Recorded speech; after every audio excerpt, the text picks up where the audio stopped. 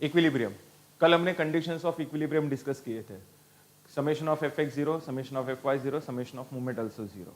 अब इसमें आपको रिएक्शन एंड टेंशन ऐसे दो टाइप के फोर्स अच्छे से क्लियर करना है। रिएक्शन कहाँ पर होता है, टेंशन कहाँ पर होता है। मैंने देखो यहाँ पर एक हॉरिजॉन्टल सरफेस पर स्पीयर रखा है, इस स्पीयर का मैंने नाम दिया है ए। अब इस स्पीयर का कुछ तो वेट रहेगा, डब्ल्यू ए एज्यूम करते हैं। बॉडी का वेट हम लोग हमेशा वर्टिकली डाउनवर्ड्स एज्यूम करते हैं।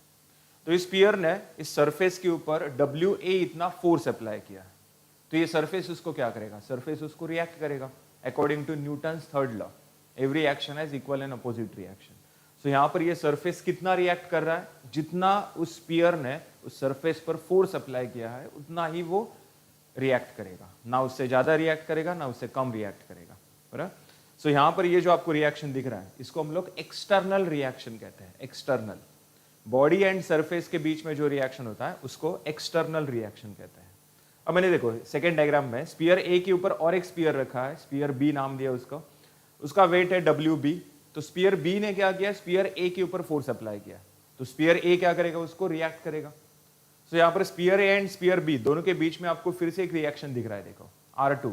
सो इस R2 को हम लोग क्या कहेंगे, इंटरनल रिएक्शन। दो बॉडीज के बीच में जो रिएक्शन होता है उसको इंटरनल रिएक्शन कहते हैं। बॉडी एंड सरफेस के बीच में जो रिएक्शन होता है उसको एक्सटर्नल रिएक्शन कहते हैं।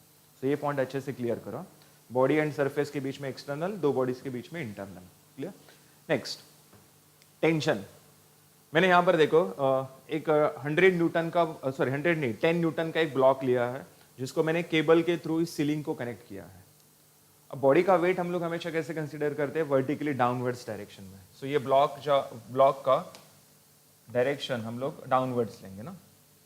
तो ये ब्लॉक जो है वो नीचे की तरफ जाने की कोशिश कर रहा है, लेकिन ये केबल ने उसको क्या किया, पकड़ के रखा। पकड़ के रखा मतलब उसने उसके ऊपर पुल फोर्स अप्लाई किया। पुल मतलब टेंशन क्रिएट होगा। यहाँ पर कितना टेंशन क्रिएट होगा, again Newton third law, every action is equal and opposite reaction.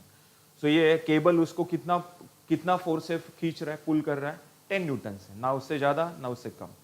Correct.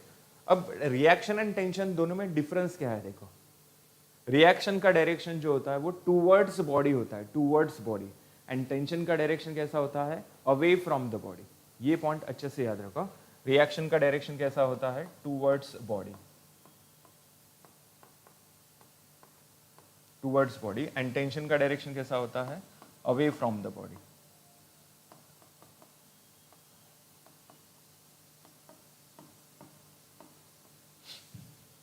सो ये दो पॉइंट्स अच्छे से याद रखो, रिएक्शन एंड टेंशन। अब टेंशन किसमें एग्जिस्ट करता है, जब भी आपको आपके क्वेश्चन में, आपके डायग्राम में केबल दिखेगा, स्ट्रिंग दिखेगा, तब वहां पर आपको टेंसाइल फोर्स लेना है, और टेंशन का डायरेक्शन कैसा रखना है, अवे फ्रॉम द बॉडी। इतना याद रखो। सो क्लियर हो गया, रिएक्शन एंड टेंशन। रिएक्शन कैसा होता है, टूवर्ड्स बॉडी, एंड टेंशन कैसा होता है, अवे फ्रॉम द बॉडी। मैं यहाँ पर एक डायलॉग याद रखने के लिए बोलता हूँ बच्चों को। हिंदी पिक्चर का एक फेमस डायलॉग है, टेंशन लेने का नहीं टेंशन देने का। करेक्ट, टेंशन लेने का नहीं टेंशन देने का, मतलब टेंशन का डायरेक्शन कैसा होना चाहिए, अवे फ्रॉम द बॉडी। तो रिएक्शन उसके अपोजिट, रिएक्शन का डायरेक्शन टूवर्ड्स बॉडी। चलो नेक्स्ट एग्जांपल स्टार्ट करते हैं। अब इसमें और एक है, देखो लैमिस थ्योरम करके। लैमिस थ्योरम के ऊपर कभी कभी थ्योरी क्वेश्चन आता है। लैमिस थ्योरम के ऊपर कभी कभी थ्योरी क्वेश्चन आता है, state and explain Lami's theorem करके। सो इसमें आपको ये डायग्राम ड्रॉ करना है और उसका फॉर्मूला लिखना है, प्लस उसके जो 3 कंडीशन है ये लिखना है। डायग्राम, फॉर्मूला एंड कंडीशन, बस इतना भी अगर आप लोग लिखते हो तो भी जो 4 मार्क का थ्योरी क्वेश्चन है उसमें 4 आउट ऑफ 4 इजीली मिल सकता है। सो मेरे पास 3 फोर्सेस है, F1 है, F2 है एंड F3 है। F1 एंड F2 के बीच का एंगल है अल्फा, F2 एंड F3 के बीच का एंगल है beta, and F1 and F3 के बीच का एंगल है गामा। तो फॉर्मूले लिखने का स्टाइल देखो, F1 divide by sine of beta. Pattern समझ में आ गया। F1 के डिनोमिनेटर में आपको कौन सा एंगल लेना है, angle between remaining 2 forces. Remaining 2 forces मतलब कौन, F2 एंड F3 के बीच का जो एंगल है बीटा, ये एंगल आपको यहाँ पर कंसीडर करना है F1 के डिनोमिनेटर में। तो बताओ F2 अपॉन क्या आएगा, F2 अपॉन आएगा sine of gamma, F3 upon क्या आएगा, sine of alpha. Correct, pattern समझ में आ गया सबको। चलो, तो लामीज थ्योरम का अगर थ्योरी क्वेश्चन आता है तो उसमें ये डायग्राम ड्रॉ करना है प्लस ये फॉर्मूला लिखना है। फॉर्मूला लिखने के बाद उसको अच्छे से ऐसा बॉक्स वगैरह किया करो, मतलब आप आंसर तो छोटा ही है लेकिन उसको कितना अच्छे से रिप्रेजेंट करते हैं उसके ऊपर भी बहुत कुछ डिपेंड करता है। थ्योरी के मार्क्स, थ्योरी के marks. Next, conditions. Lami's theorem जहां पर भी आप लोग अप्लाई करना चाहते हो तो उसके लिए 3 कंडीशंस सेटिस्फाई होना बहुत जरूरी है। 3 में से 2 सेटिस्फाई हो रहा है, 1 सेटिस्फाई नहीं हो रहा है, तो भी आप लोग लामीज थ्योरम अप्लाई नहीं कर सकते। तीनों के तीनों कंडीशन सेटिस्फाई होना चाहिए। कौन से 3 कंडीशन है देखो। First condition, number of forces. Number of forces कितना होना चाहिए? 3। मोर देन 3 भी नहीं चलेगा, लेस देन 3 भी नहीं चलेगा, एग्जैक्ट 3 फोर्सेस वहां पर होना चाहिए। ओके। Second, direction. ये तीनों फोर्स का डायरेक्शन जो है, एक तो इनकमिंग होना चाहिए या फिर एक तो आउटगोइंग होना चाहिए। डायरेक्शन कैसा होना चाहिए? इनकमिंग और आउटगोइंग। एक इनकमिंग है बाकी दो आउटगोइंग है, ऐसा नहीं चलेगा। सभी के सभी इनकमिंग या फिर सभी के सभी आउटगोइंग होना चाहिए। एंड थर्ड है concurrent force system. Concurrent force system, concurrent मतलब तीनों फोर्स का पॉइंट ऑफ इंटरसेक्शन सेम होना चाहिए। करेक्ट। सो ये 3 कंडीशन सेटिस्फाई हो रहा है तो ही आप लोग लामीज थ्योरम अप्लाई कर सकते हो। क्लियर है? सो स्टार्ट करते हैं फिर। सो क्वेश्चन आपके सामने है।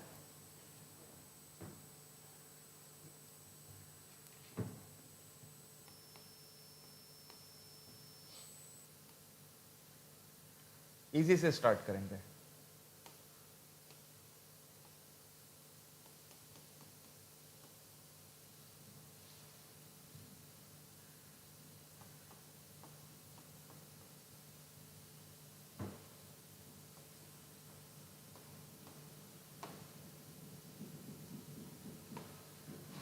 So question है, determine tension in each cable.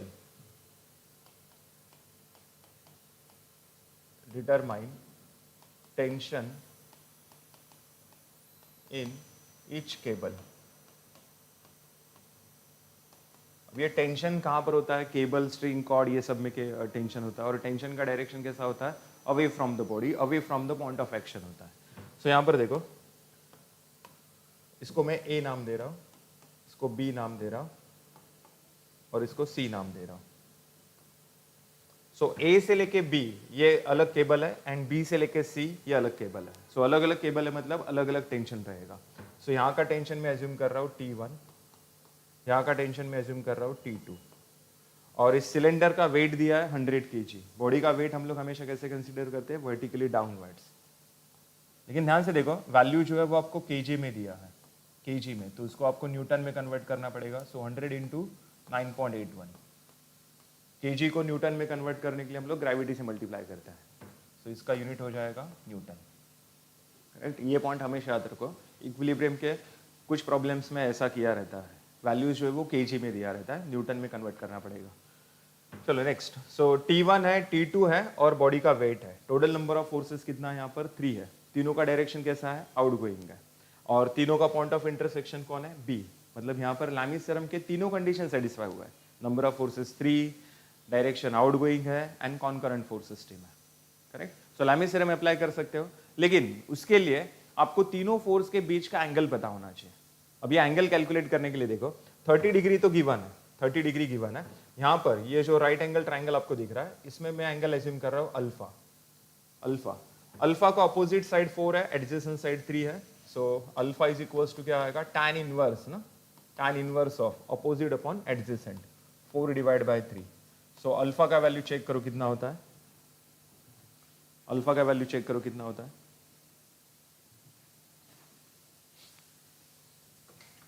Calculator.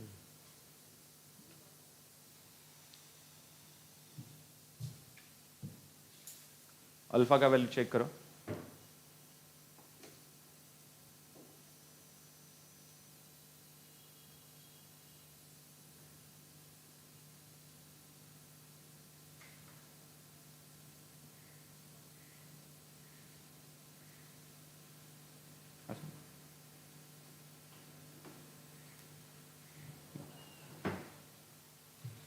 चलो, सो tan inverse 4/3, answer is 53.13, 53.13। Alpha का वैल्यू मिलने के बाद चेक करो, ये वाला एंगल अल्फा है तो ये वाला एंगल भी कितना रहेगा, अल्फा, करस्पॉन्डिंग एंगल। नेक्स्ट, अब इसके बाद ये वाला एंगल कितना है, 90, सो टोटल एंगल कितना आएगा, 90 प्लस अल्फा, करेक्ट। यहां पर मैं अलग से डायग्राम ड्रॉ कर रहा हूं।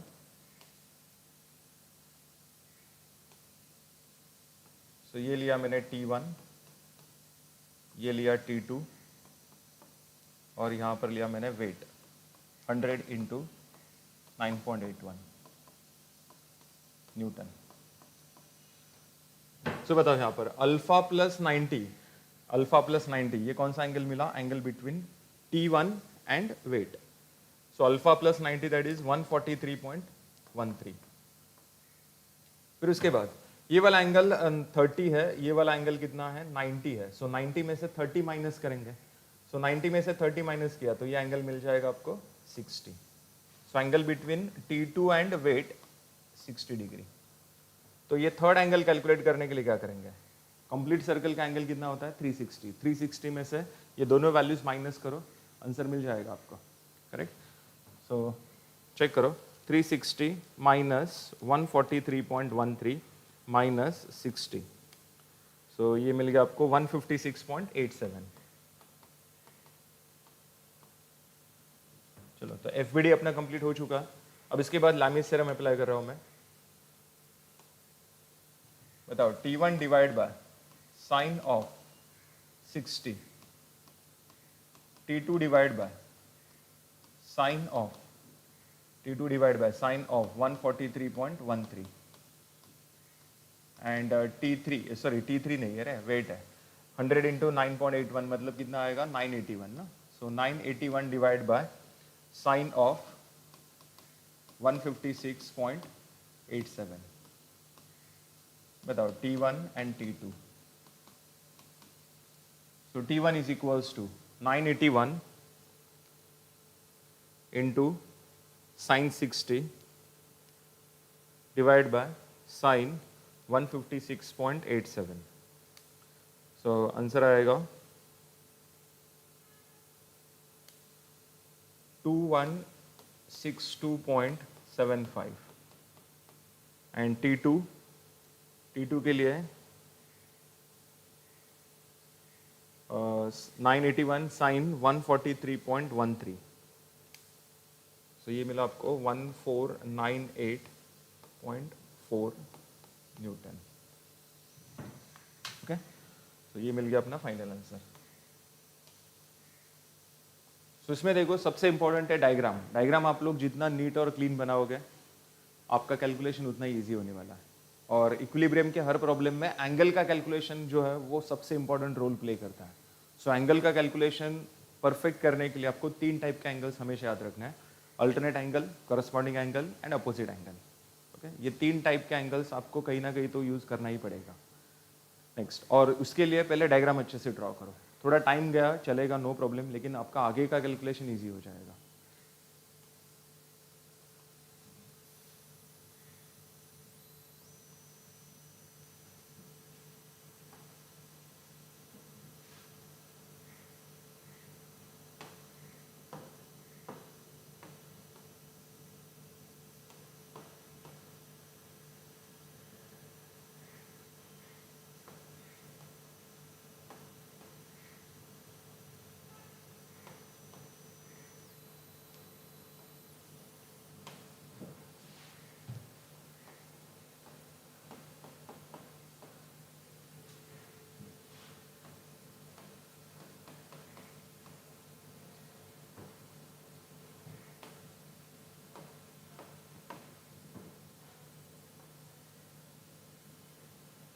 चलो, आप लोग भी डायग्राम अच्छे से बनाओ।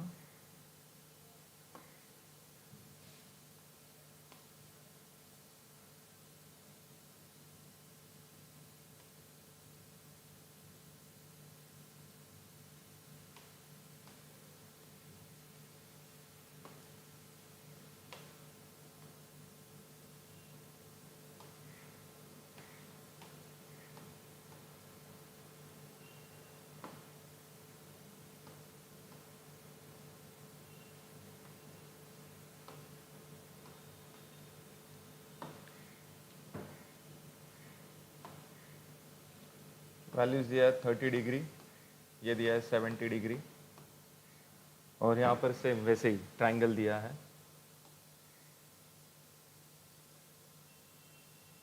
वर्टिकल साइड 4, हॉरिजॉन्टल साइड 3 है,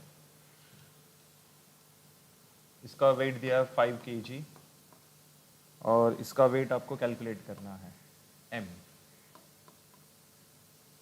m का वैल्यू कैलकुलेट करना है। वैल्यू जो है वो kg में है, तो मुझे आंसर भी kg में कैलकुलेट करना है। चलो तो स्टार्ट करते हैं। सबसे पहले चेक करो, यहाँ पर इसको मैं a नाम दे रहा हूँ, इस पॉइंट को b नाम दे रहा हूँ, इस पॉइंट को c नाम दे रहा हूँ, और इसको d नाम दे रहा हूँ। करेक्ट।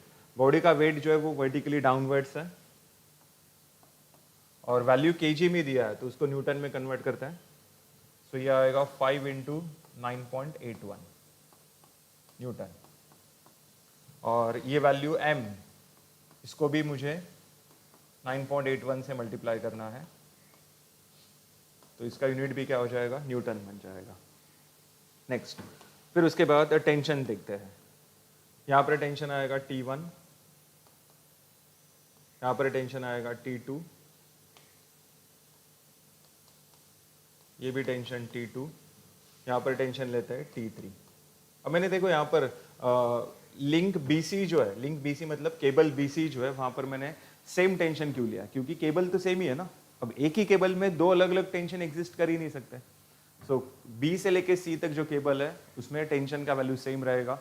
बस जब आप लोग पॉइंट C का कैलकुलेशन करोगे तब ये वाला टेंशन कंसीडर करना है, और जब पॉइंट B का कैलकुलेशन करोगे तब आपको ये वाला टेंशन कंसीडर करना है। मैंने आपको पहले ही बोला है, टेंशन का डायरेक्शन हमेशा कैसा रखना है, away from the body, outgoing direction रखना है। करेक्ट। चलो नेक्स्ट, अब सबसे पहले आपको क्या करना है, एंगल्स कैलकुलेट करना है। डायग्राम को थोड़ा बड़ा करता हूँ, आपको अच्छे से दिखेगा ये।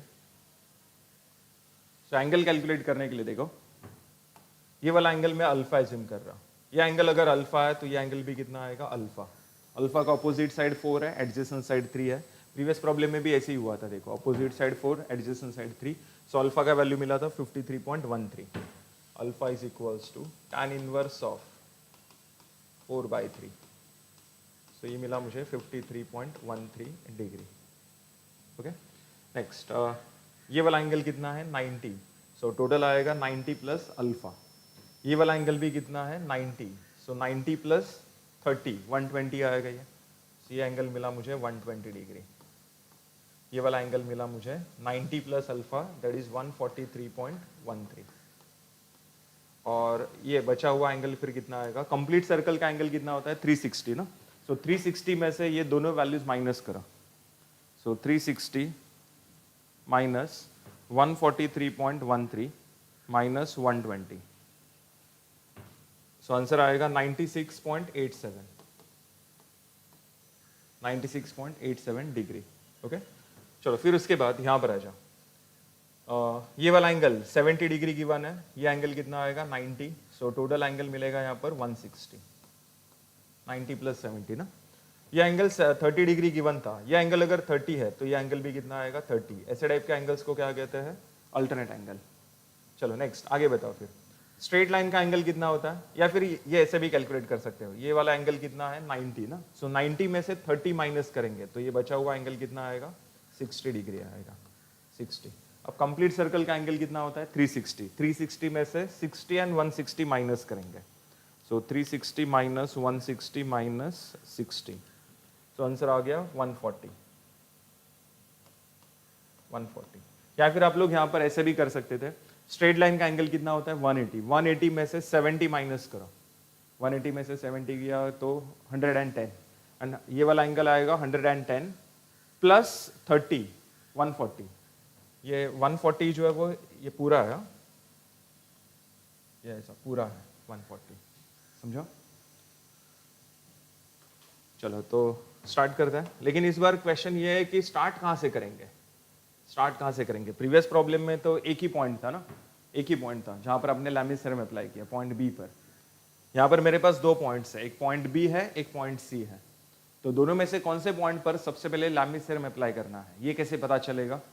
जिस पॉइंट पर आपको मिनिमम अननोन वैल्यूज मिल रहा है, मिनिमम अननोन, वो पॉइंट का कैलकुलेशन पहले स्टार्ट करना है।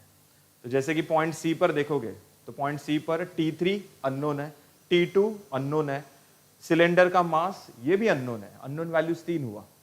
पॉइंट बी पर अगर देखोगे तो T1 अननोन है, T2 अननोन है, सिलेंडर का मास पता है मुझे, सिलेंडर का मास पता है, मतलब पॉइंट बी पर 2 अननोन वैल्यूज है एंड पॉइंट सी पर 3 अननोन वैल्यूज है, मतलब पहले मुझे पॉइंट बी का कैलकुलेशन स्टार्ट करना है। सो पॉइंट बी,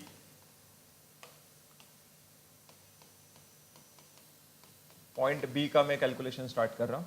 पहले एफबीडी अच्छे से देखो, T1, T2 and weight. Body का वेट आएगा 5 इंटू 9.81,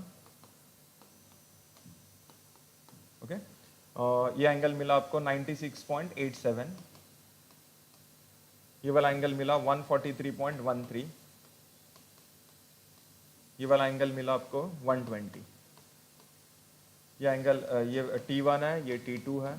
सलामी से हम अप्लाई कर रहा हूँ, T1 divide by sine of 120, then T2 divide by sine of 143.13 is equals to 5 into 9.81 divided by sine of 96.87. So T1 and T2 का value check करो कितना आ रहा है। T1 is equals to 5 into 9.81 sine 120 divided by sine 96.87. So T1 का answer आ गया 42.78 Newton. Then T2 के लिए numerator में आएगा साइन 143.13, सो 29.64, ओके। T1 T2 मिलने के बाद हमें तो सिलेंडर का मास पूछा है ना, अब इसके बाद हम लोग पॉइंट सी का कैलकुलेशन स्टार्ट करेंगे।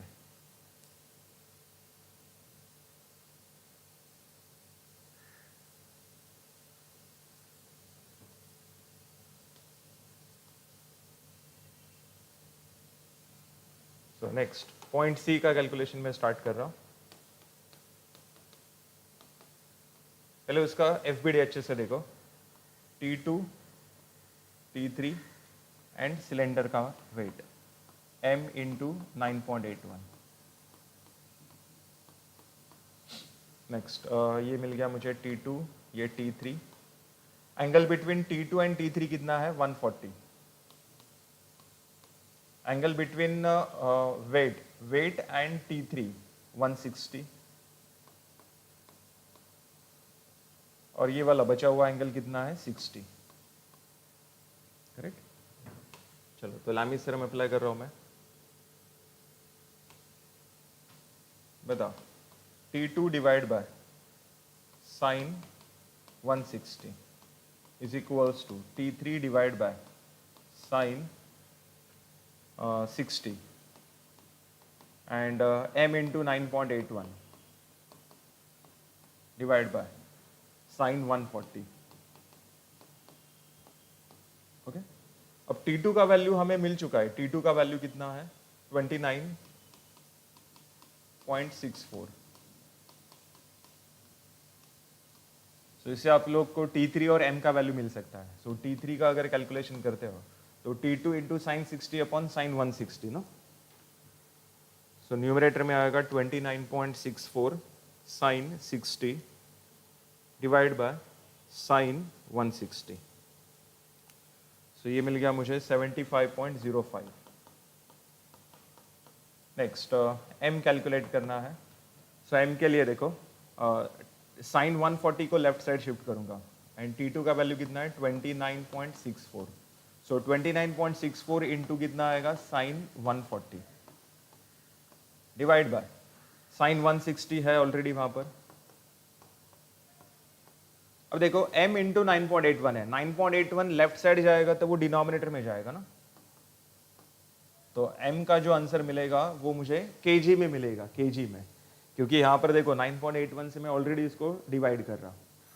न्यूटन को kg में कन्वर्ट करना है तो डिवाइड बाय 9.81 होता है, kg को न्यूटन में कन्वर्ट करना है तो मल्टीप्लाई बाय 9.81 होता है।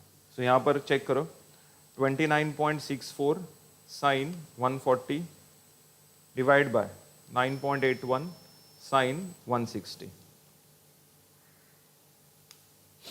तो m आ गया 5.67 kg. ओके, m आ गया 5.67 kg. चेक करो सबका आंसर मैच हो गया. गुड गुड, बहुत अच्छा बहुत अच्छा. कमेंट बॉक्स में तो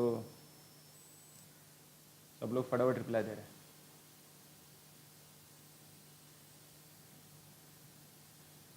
yes Roshan, instead of Lami's आप लोग कंडीशंस ऑफ COE अप्लाई करके भी सॉल्व कर सकते हो, लेकिन टाइम जाएगा रे उसमें. लैमिस थ्योरम क्यों यूज़ होता है, मतलब ये साइंटिस्ट लोगों ने इसका इन्वेंशन क्यों किया है, अपना कैलकुलेशन को इजी करने के लिए. यस रोशन, तू कर सकता है. इंस्टेड ऑफ लैमिस आप लोग कंडीशंस ऑफ इक्विलिब्रियम COE, मतलब उसमें summation of FX summation of FY ये सब करना पड़ेगा. Okay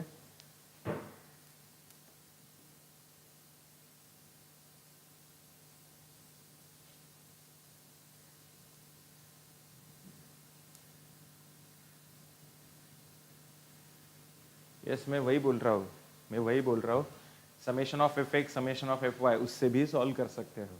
clear. चलो तो आगे बढ़ते हैं. सो इस बार देखो, इस क्वेश्चन में मुझे 2 बार लैमिस अप्लाई करना पड़ा. फर्स्ट क्वेश्चन में 1 ही बार लैमिस अप्लाई करना पड़ा था, 1 ही बार. सेकेंड क्वेश्चन में 2 बार अप्लाई करना पड़ा. अब जब 2 बार आपको लैमिस अप्लाई करना पड़ेगा तब अच्छे से देखने का कि सबसे पहले कौन से पॉइंट का कैलकुलेशन करना है. मैंने लॉजिक क्या बताया, जिस पॉइंट पर मिनिमम अननोन वैल्यूज है उसका कैलकुलेशन पहले स्टार्ट करना है. समझा, मिनिमम अननोन. तो पॉइंट बी पर 2 अननोन वैल्यूज थे एंड पॉइंट सी पर 3 अननोन वैल्यूज थे, इसलिए मैंने पहले पॉइंट बी का कैलकुलेशन किया, फिर पॉइंट सी का कैलकुलेशन किया. चलो नेक्स्ट आगे बढ़ते हैं. फिर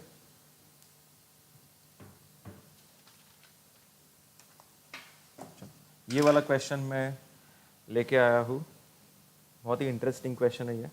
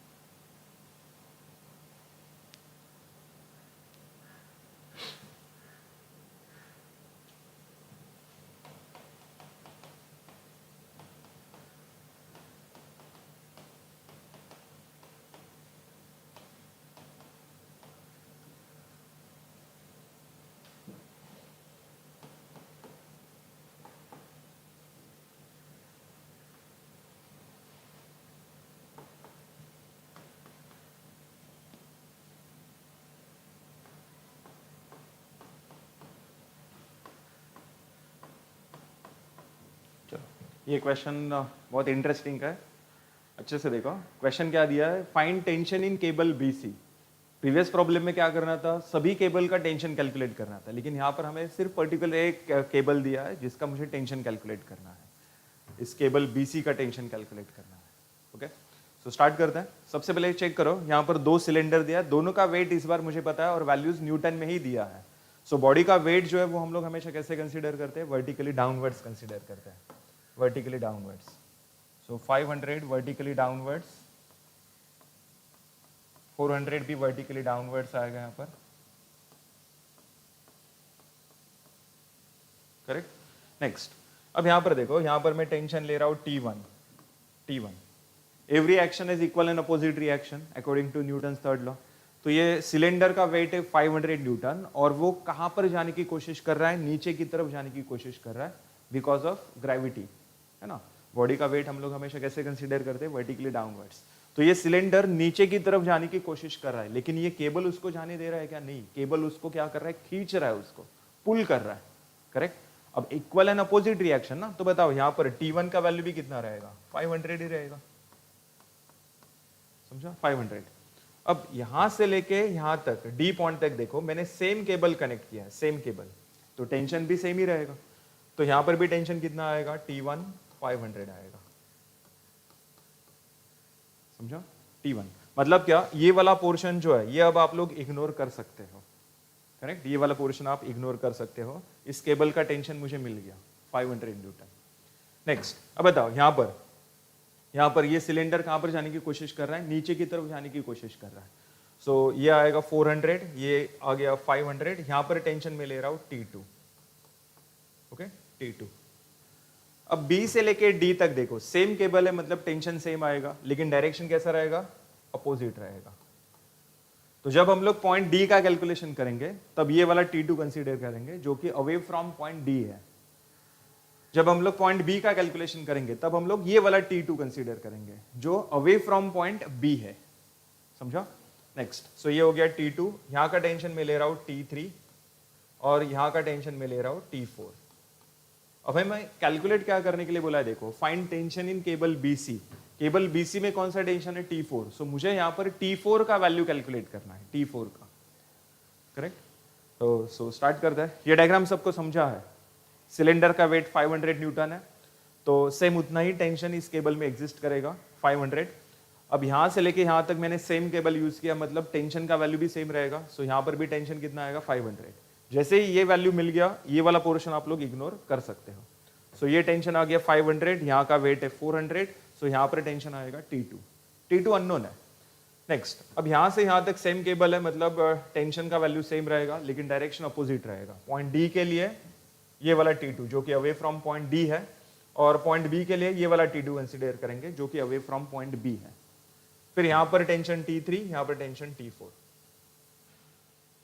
सो बताओ यहाँ पर कौन से पॉइंट का कैलकुलेशन पहले स्टार्ट करना है, पॉइंट B का करना है, पॉइंट D का करना है। पॉइंट E तो है ही नहीं अपने कैलकुलेशन में, पॉइंट E तो है ही नहीं। पॉइंट E का कैलकुलेशन तो पहले ही सॉल्व हो गया। यहाँ का टेंशन, यहाँ का वेट 500 है, टेंशन 500 है, यहाँ पर भी टेंशन 500। सो पॉइंट E तो अपने कैलकुलेशन में है ही नहीं, अपने कैलकुलेशन में बस दो ही है, point B and point D, समझा। सो पॉइंट B पर अगर आप लोग कैलकुलेशन स्टार्ट करते हो तो इसमें देखो T4 अननोन है, T3 अननोन है, T2 अननोन है, 3 अननोन वैल्यूज है। पॉइंट D पर अगर आप लोग कैलकुलेशन स्टार्ट करते हो तो T1 है आपके पास, वेट भी है, बस एक ही अननोन है T2। तो सबके दिमाग में क्या चल रहा है, अरे हाँ चलो पॉइंट D का कैलकुलेशन स्टार्ट करते हैं, T2 मिल जाएगा। T2 का जो वैल्यू मिलेगा हम लोग यहाँ पर पुट करेंगे पॉइंट B के कैलकुलेशन में, जिससे T3 एंड T4 भी मिल जाएगा। अब देखो, लैमिस थ्योरम के लिए आपको तीनों फोर्स के बीच का एंगल पता होना चाहिए, तीनों फोर्स के बीच का एंगल। तो चेक करो पहले एंगल पता है या नहीं, एंगल मिल गया तो आप लोग कैलकुलेशन कर सकते हो रे, करेक्ट। सो यहां पर देखो, मैं पॉइंट B से एक हॉरिजॉन्टल लाइन ड्रॉ कर रहा हूं, हॉरिजॉन्टल लाइन। सो बताओ, ये वाला 45 डिग्री गिवन है, ये एंगल अगर 45 डिग्री है तो ये एंगल भी कितना आएगा, 45 डिग्री, करेक्ट, 45 डिग्री। चलो, तो T4 का एंगल मिल गया। T3 तो हॉरिजॉन्टल है, T3 तो हॉरिजॉन्टल है। स्ट्रेट लाइन का एंगल कितना होता है, 180 होता है। सो 180 में से 45 में माइनस करूंगा तो ये एंगल कितना मिल जाएगा, 135 मिल जाएगा, बराबर ना, 135 ही होता है, 180 माइनस 45।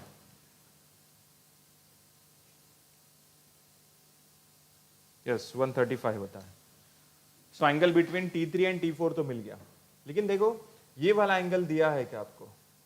उसके लिए प्रीवियस प्रॉब्लम जैसा वो ट्रायंगल वाला कंसेप्ट भी नहीं दिया है। प्रीवियस प्रॉब्लम में कैसा ये ट्रायंगल दिया हुआ था ना आपको, तो जिससे अपने अल्फा का फॉर्मूला यूज किया, tan इनवर्स ऑफ 4/3 वगैरह ऐसा सब यूज करके अपने अल्फा कैलकुलेट किया। लेकिन यहाँ पर एंगल कैलकुलेट करने के लिए कोई इंफॉर्मेशन नहीं है मेरे पास, एंगल कैलकुलेट नहीं कर सकता। सो ये वाला एंगल मैं अल्फा एज्यूम करता हूँ, अल्फा। ये एंगल अगर अल्फा है तो बताओ यहाँ से मैं एक हॉरिजॉन्टल लाइन ड्रॉ कर रहा हूँ पॉइंट डी से, तो ये एंगल भी कितना आएगा? अल्फा। ऐसे टाइप के एंगल्स को क्या कहते हैं? अल्टरनेट एंगल कहते हैं, करेक्ट। सो यहाँ पर कैलकुलेशन पॉसिबल नहीं है।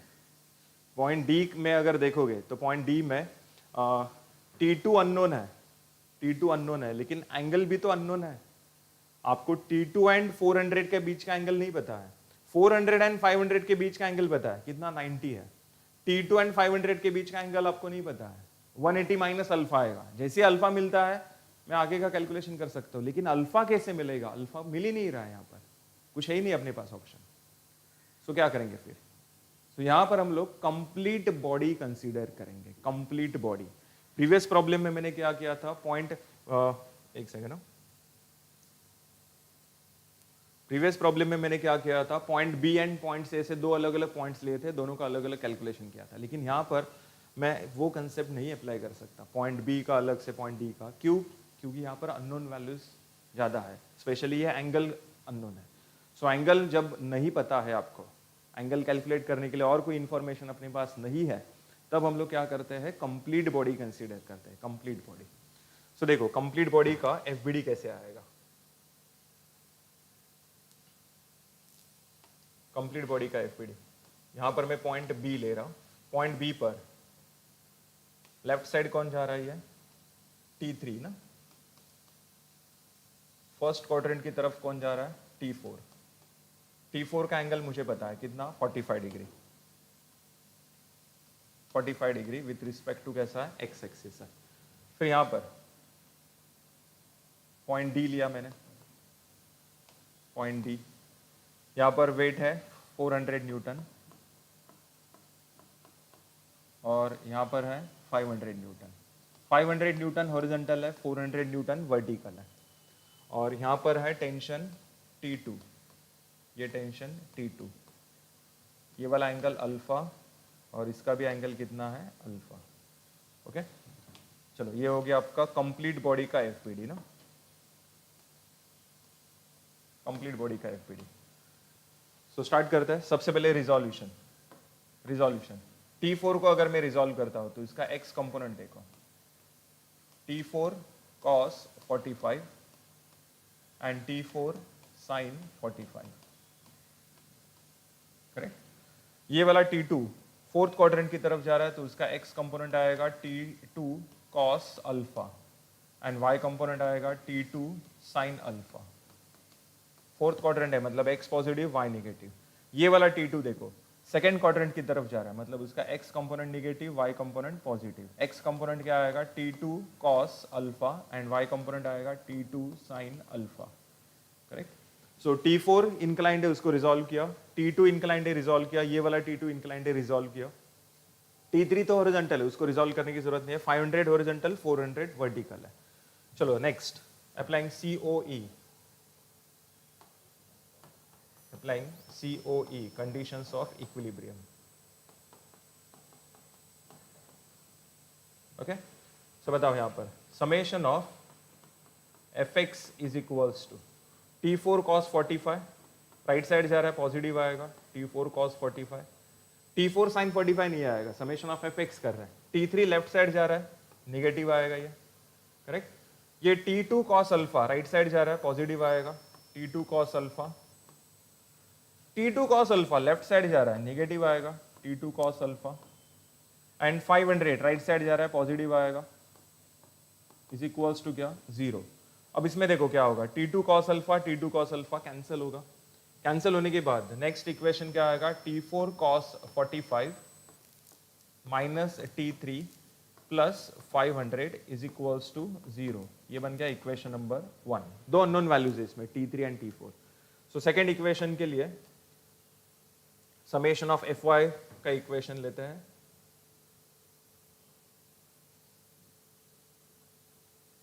समेशन ऑफ एफ वाई का इक्वेशन। तो बताओ समेशन ऑफ एफ वाई में T4 sin 45 अपवर्ड्स है, T4 sin 45, T3 तो नहीं आएगा, T2 sin अल्फा डाउनवर्ड्स है, निगेटिव आएगा, T2 sin अल्फा अपवर्ड्स है, पॉजिटिव आएगा, करेक्ट, एंड 400 डाउनवर्ड्स है, निगेटिव आएगा, is equals to 0। Minus T2 sin alpha plus T2 sin alpha cancel, so ये आएगा T4 sin 45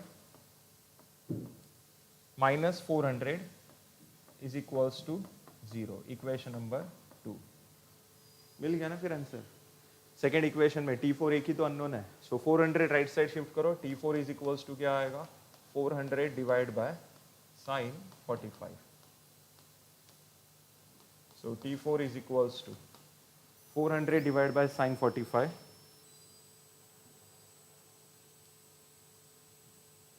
565.68 न्यूटन। ओके, ये मिल गया अपना फाइनल आंसर। हमें सिर्फ एक ही केबल का टेंशन कैलकुलेट करने के लिए बोला था, केबल BC, और केबल BC में कौन सा टेंशन एग्जिस्ट कर रहा है, T4 टेंशन एग्जिस्ट कर रहा है, T4 मिल गया, T4 का वैल्यू हमें। ओके, सो मुझे यहाँ पर आपको ये बताना था कि जब आप लोग एंगल का कैलकुलेशन नहीं कर सकते, कुछ पॉसिबल है ही नहीं, इंफॉर्मेशन सफिशिएंट नहीं है अपने पास एंगल कैलकुलेट करने के लिए, तब उस टाइम आपको क्या करना है, कंप्लीट बॉडी कंसीडर करना है। अब कंप्लीट बॉडी कंसीडर करने से होता क्या है, कंप्लीट बॉडी कंसीडर करने से जो इंटरनल रिएक्शन होता है, इंटरनल रिएक्शन वो वैनिश होता है, वैनिश कैंसिल होता है, जीरो नहीं होता है, वो कैंसिल होता है। जैसे कि इंटरनल रिएक्शन मतलब देखो, मेरे हेड का कुछ तो वेट रहेगा, मेरे हेड ने मेरे शोल्डर पर फोर्स अप्लाई किया है, तो मेरा शोल्डर क्या करेगा, उसको रिएक्ट करेगा। मतलब हेड एंड शोल्डर दोनों के बीच में जो रिएक्शन होता है वो कौन सा होता है, इंटरनल रिएक्शन, करेक्ट। सो मैं जब मेरे कंप्लीट बॉडी का वेट करने जाता हूँ तो मेरे हेड का अलग वेट, शोल्डर का अलग वेट ऐसा करता हूँ नहीं, मेरे कंप्लीट बॉडी का एक वेट करता हूँ मैं। तो उस टाइम हेड एंड शोल्डर के बीच का जो रिएक्शन है वो क्या हो रहा है, कैंसिल हो रहा है, जीरो नहीं हो रहा है, कैंसिल हो रहा है। सो ये सबसे इंपॉर्टेंट पॉइंट था, जब आप लोग कंप्लीट बॉडी कंसीडर करते हो तो इंटरनल रिएक्शन कैंसिल होता है। अगर मैं स्टार्टिंग में आपको डायरेक्ट बताता तो आप लोग यकीन नहीं करते, ऐसे कैसे ऐसे कैसे, तो इसलिए मैंने ये सब कैलकुलेशन आपको करके दिखाया। ओके, चलो सो नेक्स्ट क्वेश्चन पर जाते हैं फिर। तो यहां पर देखो, हमने ये केबल वाला जो है तीनों टाइप्स देखा। फर्स्ट टाइप देखा जिसमें सिंगल पॉइंट दिया था, सेकेंड टाइप देखा जिसमें 2 पॉइंट था, एक एक करके हमने लैमिस थ्योरम अप्लाई किया। सबसे पहले ऐसे पॉइंट को लैमिस थ्योरम अप्लाई किया जहां पर मिनिमम अननोन है। सेकंड क्वेश्चन जो हमने सॉल्व किया उसमें 2 पॉइंट्स एग्जिस्ट कर रहा था, लेकिन एंगल का कैलकुलेशन पॉसिबल नहीं था, तो इसलिए मैंने क्या किया, कंप्लीट बॉडी लेके आगे का कैलकुलेशन किया।